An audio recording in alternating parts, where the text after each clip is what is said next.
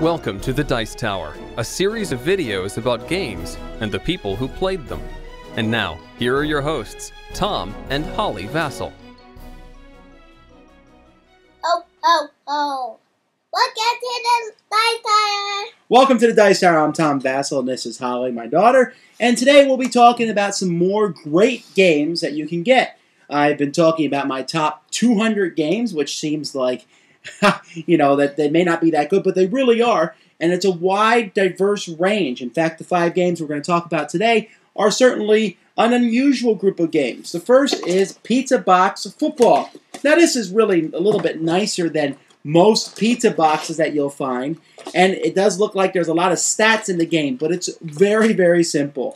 It's all about rolling dice and then going back and forth, picking your play. Are you going to go long pass, short pass, or are you going to run? What kind of defense you're going to pick? I pick the defense, you pick the offense, we roll some dice, we resolve it. Very fast, very fun, and yet very realistic in its results at least. In fact, they're talking about now using Pizza Box Football to determine whether the Lions are going to have a completely defeated season or not. And they come out with new teams every year, but this is not Stratomatic. This is not every single player, every single position that's possible on the field. No, this is just simple, fun playing football. And if you want something simple but gives you the real feel of a football game, and by this I mean American football, then this is one you want to check out, Pizza Box Football. The next game is a game that's not nice at all, Lifeboats. I mean, it sounds nice, and inside here we have a whole ton of wooden pieces, lots of wooden boats and wooden pawns, because basically what's happened in this game is a ship has sunk, and each one of you controls several sailors on that ship who are in one or more of these lifeboats. But the game is all about evilness, because you're voting other players off the boat. What you do each round is first you vote which one of these boats springs a leak. Whenever a leak occurs, there's a good chance that someone has to be thrown off the boat. So the people on that boat vote who gets thrown off. Then you vote which boat inches forward. If a boat makes it to an island before everyone gets thrown off or it sinks, then those people survive and you get points. And so the entire thing is negotiating. Hey, don't vote me off this boat, he's winning. And it's back and forth. If you are someone who has a very thin skin when it comes to games and all, then please stay away from lifeboats. But if you like that kind of back and forth and throwing other people overboard, this game is a lot of fun. So, one of my favorite games here, Lifeboats. The next game is Amun-Re by Rainer Knizia. Now, this is a game that when I first saw it, I thought, it seems very boring.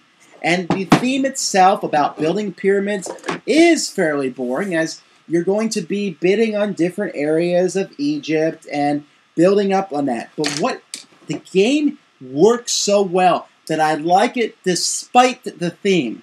The theme about, pleasing Amun-Re, and I'm not real keen on that idea, but the act of bidding, and when you bid on these, it's very similar to another game I enjoy, Vegas Showdown, in which there's specific amounts, and you have to bid higher than the last person, and when you do so, you get it. But what makes the game even more interesting is that halfway through the game, the board is cleared of everyone's pieces, and you rebid again. However, the pyramids that have been built stay there, so there's a kind of a dynamic of the old dynasty and the new dynasty, and it works kind of thematically in that regard. But I like it because it's a good mechanically auction game. You have so many things you want to do, but not enough time to do them. And so, again, like I said, I like the game despite the theme, Amun-Re. Now, here's a game I like because of the theme. Clue is a game that I'm not a real big fan of. I like some of the variations of it, but I feel like it's a little too easy of a deduction game. This is my favorite Clue-style game, and that's Mystery of the Abbey.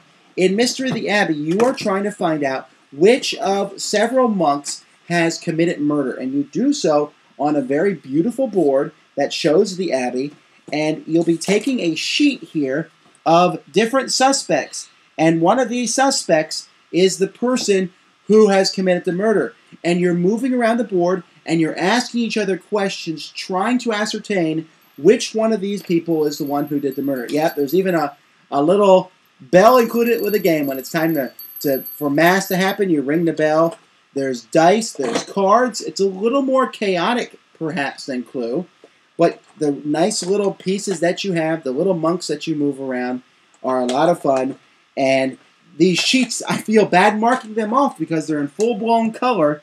But that's the way that Days of Wonder made it. And this is one of Days of Wonder's earlier games, but it's a lot of fun. And the idea of asking questions, when I get to someone and I say, well, on your sheet, have you crossed off all the fat monks? Have you crossed off all the bearded monks?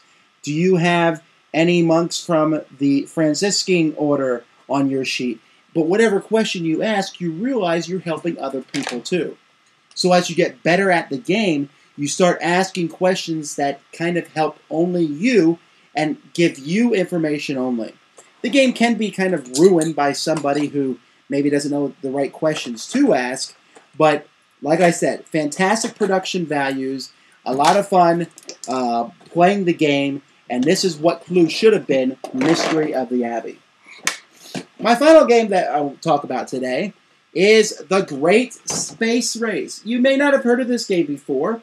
It's from Kenzer & Company. They're well known more for comics and for role-playing games. But this is a board game in which, well, there's a great space race. Now, it's not a three-dimensional racing game.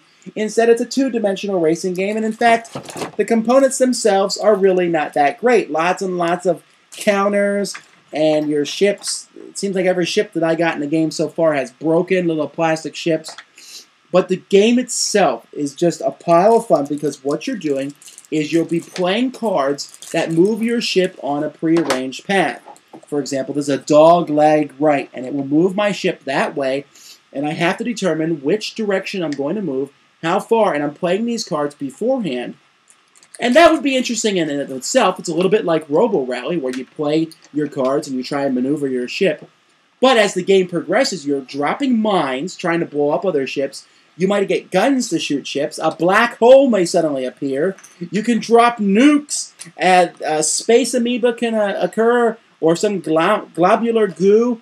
There's all kinds of weapons, and it's very much nasty in your face, shooting everyone else. And it's almost like the Great Space Race Death 2000. And you can play more than one lap. Usually after one lap, some people are dead already at this point. But it's a lot of fun, as long as you take it in that light kind of spirit. Shooting, dropping mines, moving around.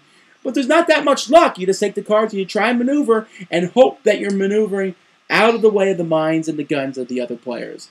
So give it a chance. Doesn't have the greatest components in the world. My board's even warping a little bit here. But I really enjoyed the back and forth and the idea of the pre-programmed movement and all the stuff that's involved with that. So, 5 games. Some like Great Space Race and Mystery of the Abbey, great themes. Others like Amun-Re, but all games that, at least these 5 games, have a very high level of interactiveness.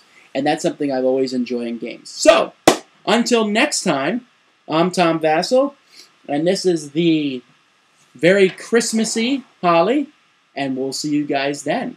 Ho, ho, ho! Bye-bye. Thanks for joining us today. For more written, audio, and video reviews, as well as the #1 board game podcast, check out the website at www.thedicetower.com. Until then, this is Eric Summerer, and you've been watching The Dice Tower.